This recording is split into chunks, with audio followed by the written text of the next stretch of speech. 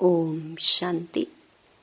19 मार्च 2025 बाबा की महावाक्य। मीठे बच्चे, तुम्हें इस पुरानी दुनिया, पुराने शरीर से जीते जी मरकर घर जाना है।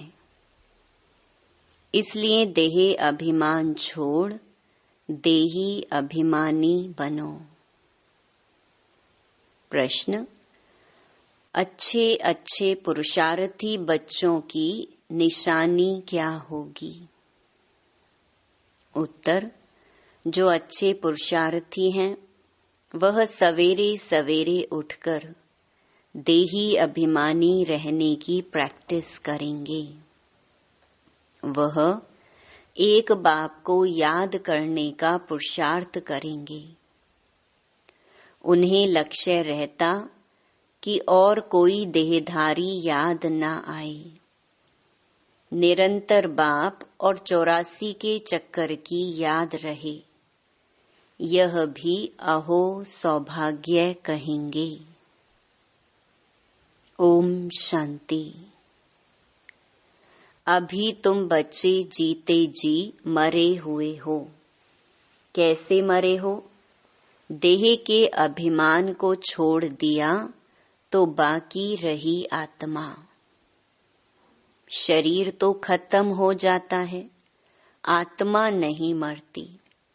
बाप कहते हैं, जीते जी अपने को आत्मा समझो और परमपिता परमात्मा के साथ योग लगाने से आत्मा पवित्र हो जाएगी। जब तक आत्मा बिल्कुल पवित्र नहीं बनी है, तब तक पवित्र शरीर मिल ना सके। आत्मा पवित्र बन गई तो फिर यह पुराना शरीर आपे ही छूट जाएगा। जैसे सर्प की खल ऑटोमेटिकली छूट जाती है, उनसे ममत्व मिट जाता है। वह जानता है हमको नई खल मिलती है, पुरानी उतर जाएगी। हरेक को अपनी अपनी बुद्धि तो होती है ना। अभी तुम बच्चे समझते हो हम जीते जी इस पुरानी दुनिया से, पुराने शरीर से मर चुके हैं। फिर तुम आत्माएं भी शरीर छोड़ कहाँ जाएंगी? अपने घर। पहले पहले तो यह पक्का याद करना है, हम आत्मा हैं, शरीर नहीं। आत्मा कहती है, बाबा हम आपके हो चुके, जीते जी मर चुके हैं। अब आत्मा को फरमान मिला हुआ है कि मुझ बाप को याद करो तो तुम तमो प्रधान से सतो प्रधान बन जाएंगे। यह याद का अभ्यास पक्का चाहिए। आत्मा कहती है, बाबा आप आए हैं तो हम आपके ही बनेंगे। आत्मा मेल है, ना कि फीमेल। हमेशा कहते हैं हम भाई भाई हैं, ऐसे थोड़े ही कहते। हम सब सिस्टर्स हैं, सब बच्चे हैं। सब बच्चों को वर्षा मिलना है। अगर अपने को बच्ची कहेंगे तो वर्षा कैसे मिलेगा? आत्माएं सब भाई भाई हैं। बाप सबको कहते हैं, रूहानी बच्चों मुझे याद करो। आत्मा कितनी छोटी है, यह है बहुत महीन समझने की बातें।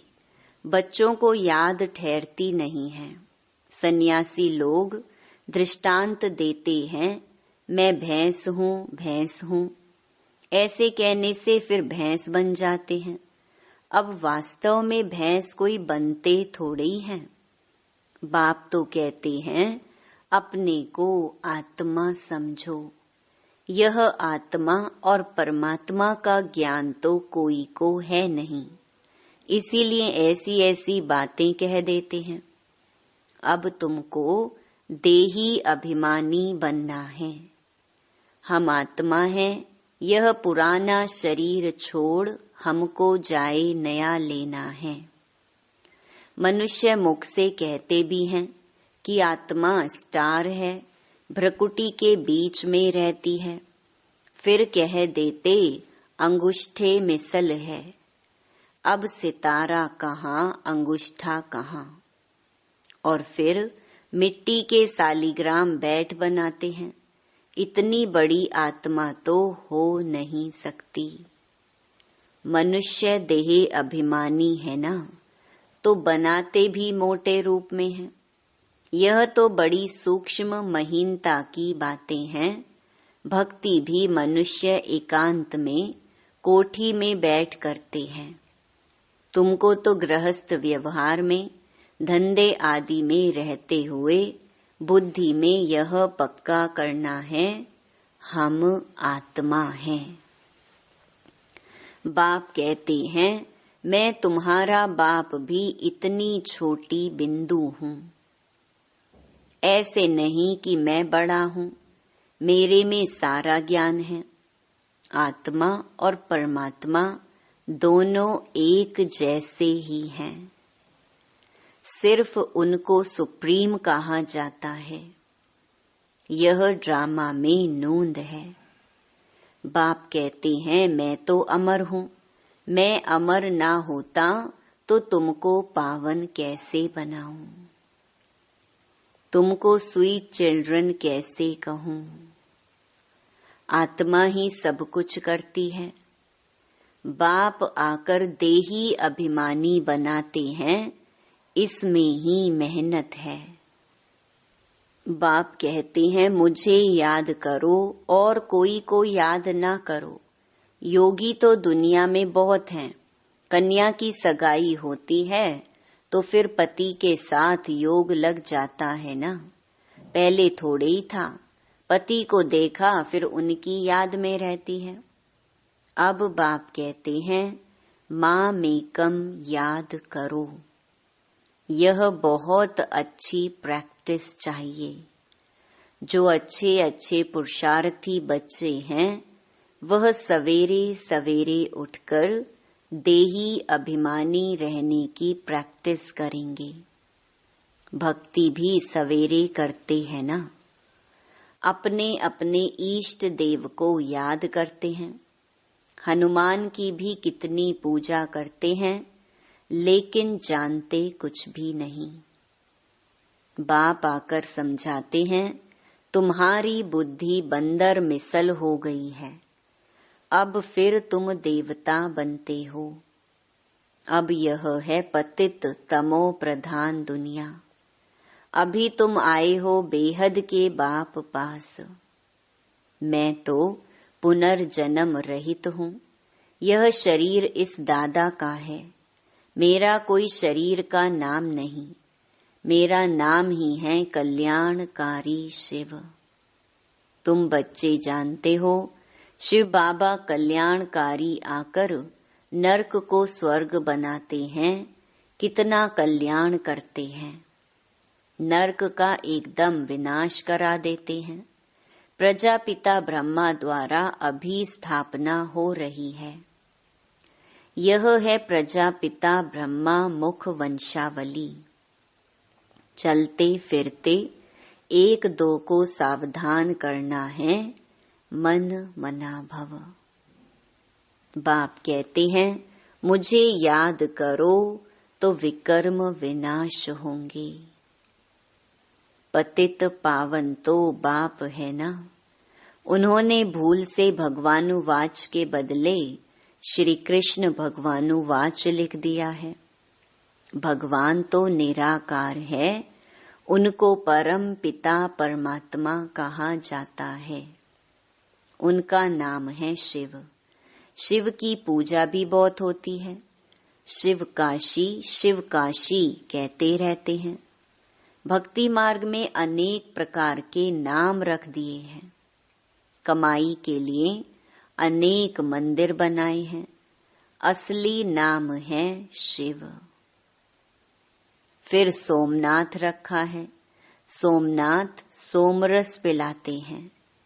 ज्ञान धन देते हैं। फिर जब पुजारी बनते हैं तो कितना खर्चा करते हैं उनके मंदिर बनाने पर, क्योंकि सोमरस दिया है ना। सोमनाथ के साथ सोमनाथिनी भी होगी। यथा राजा रानी तथा प्रजा, सब सोमनाथ सोमनाथिनी हैं। तुम सोनी दुनिया में जाते हो, वहां सोने की ईंटें होती हैं, नहीं तो दीवारें आदि कैसे बने। बहुत सोना होता है, इसीलिए उसको सोने की दुनिया कहा जाता है।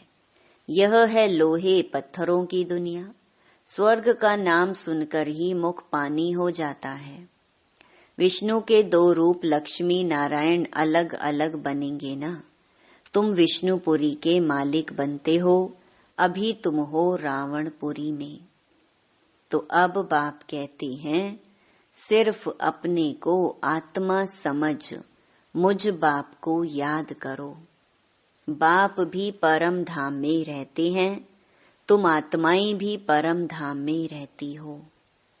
बाप कहते हैं, तुमको कोई तकलीफ नहीं देता हूँ। बहुत सहज है। बाकी यह रावण दुश्मन तुम्हारे सामने खड़ा है, यह विघ्न डालते हैं। ज्ञान में विघ्न नहीं पड़ते, विघ्न पड़ते हैं याद में। घड़ी घड़ी माया याद भुला देती है, देह अभिमान में ले आती है, बाप को याद करने नहीं देती। यह युद्ध चलती है। बाप कहते हैं, तुम कर्म योगी तो हो ही। अच्छा, दिन में याद नहीं कर सकते हो तो रात को याद करो। रात का अभ्यास दिन में काम आएगा। निरंतर स्मृति रहे, जो बाप हमको विश्व का मालिक बनाते हैं, हम उसे याद करते हैं। बाप की याद और 84 जन्मों के चक्कर की याद रहे तो अहो सौभाग्य। औरों को भी सुनाना है, बहनों और भाइयों, अब कलयुग पूरा हो, सतयुग आता है। बाप आए हैं, सतयुग के लिए राजयोग सिखला रहे हैं। कलयुग के बाद सतयुग आना है। एक बाप के सिवाय और कोई को याद नहीं करना है। वानप्रस्थी जो होते हैं, वह सन्यासियों का जाए संग करते हैं। वानप्रस्थ वहां वाणी का काम नहीं है। आत्मा शांत रहती है, लीन तो हो नहीं सकती। ड्रामा से कोई भी एक्टर निकल नहीं सकता। यह भी बाप ने समझाया है, एक बाप के सिवाय और कोई को याद नहीं करना है। देखते हुए भी याद ना करो। यह पुरानी दुनिया तो विनाश हो जानी है, कब्रिस्तान है ना। मुर्दों को कभी याद किया जाता है क्या? बाप कहते हैं, यह सब मरे पड़े हैं। मैं आया हूँ, पतितों को पावन बनाए ले जाता हूँ। यहाँ सब खत्म हो जाएंगे। आजकल बॉम्ब शादी जो बनाते हैं, बहुत तीखे तीखे बनाते रहते हैं। कहते हैं, यहाँ बैठे जिस पर छोड़ेंगे उस पर ही गिरेंगे। यह नोंद है, फिर से विनाश होना है। भगवान आते हैं, नई दुनिया के लिए राजयोग सिखला रहे हैं। यह महाभारत लड़ाई है जो शास्त्रों में गाई हुई है। बरोबर भगवान आए हैं स्थापना और विनाश करने। चित्र भी क्लियर है। तुम साक्षात्कार कर रहे हो, हम यह बनेंगे। यहाँ की यह पढ़ाई खत्म हो जाएगी। वहाँ तो बैरिस्टर, डॉक्टर आदि की दरकार नहीं होती। तुम तो यहाँ का वर्षा ले जाते हो, हुनर भी सब यहाँ से ले जाएंगे। मकान आदि बनाने वाले फर्स्ट क्लास होंगे तो वहां भी बनाएंगे। बाजार आदि भी तो होगी ना, काम तो चलेगा। यहाँ से सीखा हुआ अक्ल ले जाते हैं। साइंस से भी अच्छे हुनर सीखते हैं, वह सब वहां काम आएंगे। प्रजा में जाएंगे, तुम बच्चों को तो प्रजा में नहीं आना है। तुम आए ही हो बाबा मम्मा के तख्त नशीन बनने। बाप जो श्रीमत देते हैं उस पर चलना है। फर्स्ट क्लास श्रीमत तो एक ही देते हैं, मुझे याद करो। कोई का भाग्य अनायास ही खुल जाता है, कोई कारण निमित्त बन पड़ता है। कुमारियों को भी बाबा कहते हैं शादी तो बर्बादी हो जाएगी, इस गटर में मत गिरो। क्या तुम बाप का नहीं मानेंगी? स्वर्ग की महारानी नहीं बनेंगी? अपने साथ प्रण करना चाहिए कि हम उस दुनिया में कभी नहीं जाएंगे, उस दुनिया को याद भी नहीं करेंगे। शमशान को कभी याद करते हैं क्या? यहाँ तो तुम कहते हो कहाँ यह शरीर छूटे तो हम अपने स्वर्ग में जाएं। अब 84 जन्म पूरे हुए, अब हम अपने घर जाते हैं। औरों को भी यही सुनाना है। यह भी समझते हो बाबा बिगर सतयुग की राजाई कोई दे नहीं सकते। इस रथ को भी कर्म भोग तो होता है ना। बाप दादा की भी आपस में कभी रूह रिहान चलती है। यह बाबा कहते हैं बाबा आशीर्वाद कर दो, खांसी के लिए कोई दवाई करो या छू मंतर से उड़ा दो। कहते हैं नहीं, यह तो भोगना ही है। यह तुम्हारा रथ लेता हूँ, उसके एवज में तो देता ही हूँ। बाकी यह तो तुम्हारा हिसाब किताब है। अंत तक कुछ न कुछ होता रहेगा। तुम्हें आशीर्वाद करूं तो सब पर करना पड़े। आज यह बच्ची यहाँ बैठी है, कल ट्रेन में एक्सीडेंट हो जाता है, मर पड़ती है। बाबा कहेंगे ड्रामा। ऐसे थोड़े ही कह सकते कि बाबा ने पहले क्यों नहीं बताया। ऐसा कायदा नहीं है। मैं तो आता हूँ पतित से पावन बनाने, यह बतलाने थोड़ी आया हूँ। यह हिसाब किताब तो तुमको अपना चुकतू करना है, इसमें आशीर्वाद की बात नहीं। इसके लिए जाओ सन्यासियों के पास। बाबा तो बात ही एक बताते हैं, मुझे बुलाया ही इसीलिए है कि हमको आकर नरक से स्वर्ग में ले जाओ। गाते भी हैं पतित पावन सीताराम, परंतु अर्थ उल्टा निकाल दिया है। फिर राम की बैठ महिमा करते रघुपति राघव राजा राम। बाप कहते हैं इस भक्ति मार्ग में तुमने कितने पैसे गंवाए हैं। एक गीत भी है ना, क्या कौतुक देखा। देवियों की मूर्तियां बनाए, पूजा कर फिर समुद्र में डुबो देते हैं। अब समझ में आता है कितने पैसे बर्बाद करते हैं, फिर भी यह होगा। सतयुग में तो ऐसा काम होता ही नहीं, सेकंड बाय सेकंड की नोंद है। कल्प बाद फिर यही बात रिपीट होगी। ड्रामा को बड़ा अच्छी रीति समझना चाहिए। अच्छा कोई जास्ती नहीं याद कर सकते हैं तो बाप कहते हैं सिर्फ अल्फ और बे, बाप और बादशाही को याद करो। अंदर में यही धुन लगा दो कि हम आत्मा कैसे 84 का चक्कर लगाकर आई हैं। चित्रों पर समझाओ बहुत सहज है, यह है रूहानी बच्चों से रूह रिहान। बाप रूह रिहान करते ही हैं बच्चों से, और कोई से तो कर ना सके। बाप कहते हैं अपने को आत्मा समझो, आत्मा ही सब कुछ करती है। बाप याद दिलाते हैं तुमने 84 जन्म लिए हैं, मनुष्य ही बने हैं। जैसे बाप ऑर्डिनेंस निकालते हैं कि विकार में नहीं जाना है, ऐसे यह भी ऑर्डिनेंस निकालते हैं कि किसको रोना नहीं है। सतयुग त्रेता में कभी कोई रोते नहीं, छोटे बच्चे भी नहीं रोते, रोने का हुक्म नहीं।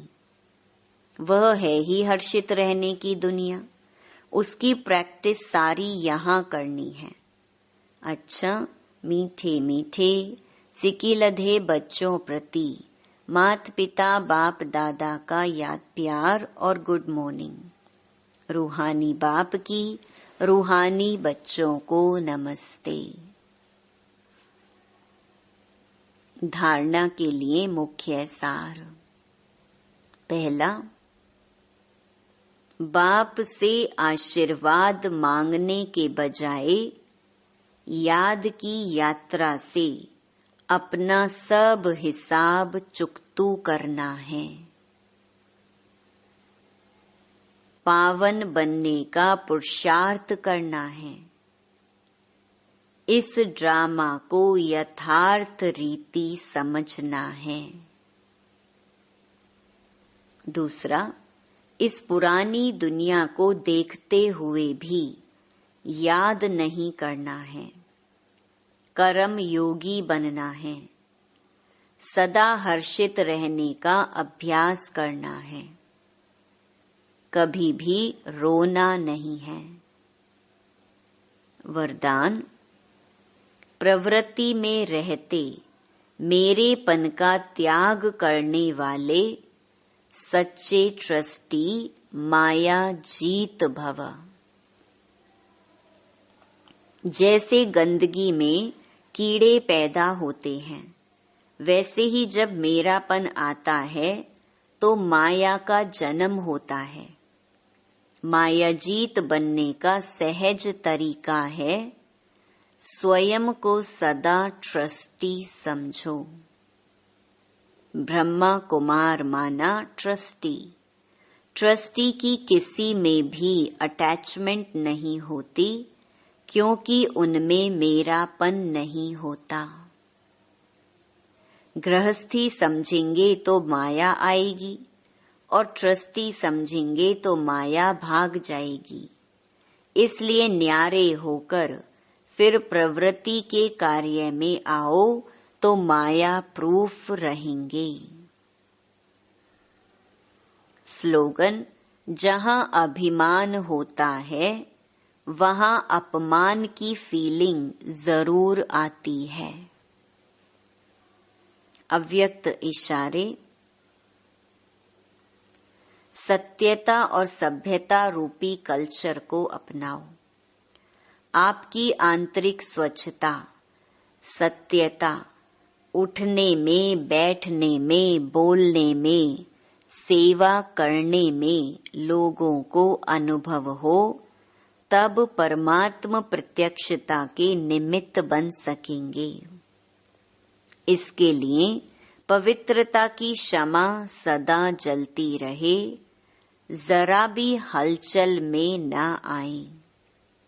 जितना पवित्रता की क्षमा अचल होगी, उतना सहज सभी बाप को पहचान सकेंगे। ओम शांति।